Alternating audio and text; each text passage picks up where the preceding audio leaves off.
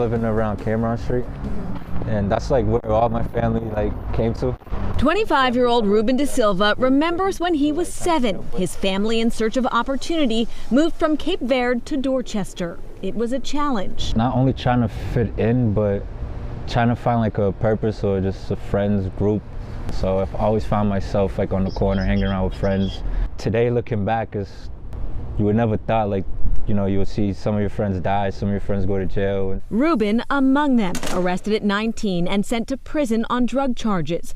But things have changed a lot in 6 years. I got a career now. The career that I have too is the decision that I made based on the skills that I had. He credits his own choices and Boston Uncornered, an initiative of college-bound Dorchester focused on reaching former and active gang members, ideally those in leadership. They're the most influential person, so they would have the most impact in their neighborhoods in a positive way if we can reach them. Inita Jones trains those doing that outreach. I grew up in Roxbury and then moved to Dorchester, and have always had sort of what I call 2 experiences. I went through the METCO program, so I had 1 foot in Wellesley and then 1 foot in my neighborhood. She says exposure to a different kind of life steered her choices.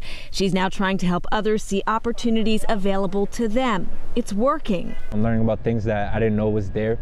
Resources like the financial system, how I could balance that with going to school, how I could get like a certificate now, and while I still get help to go to college and get a degree. People don't know that. Michelle Caldera is co-founder of the program, which helps students earn a high school equivalency if need be, then prepare for college and beyond. There's an increase in matriculation, and that is into a post-secondary institution.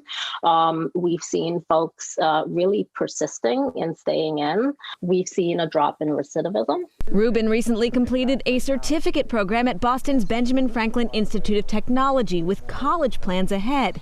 He openly shares he entered the program to satisfy his parole officer, but was surprised to find much more than school, a new kind of family. It wasn't easy for me. I had a hard time with trust issues. Like I didn't lie. I made it known that I'm coming here just keep a fear off my back. I understand you guys have a program that can help me. Like I will do that because that's what I want. But I didn't realize, like, you know, I could go take it like a step further and a step further after that. They will understand like where, you know, you're coming from. They don't have the answers, but I guarantee you'll have like a better outcome of figuring out the answer you're looking for.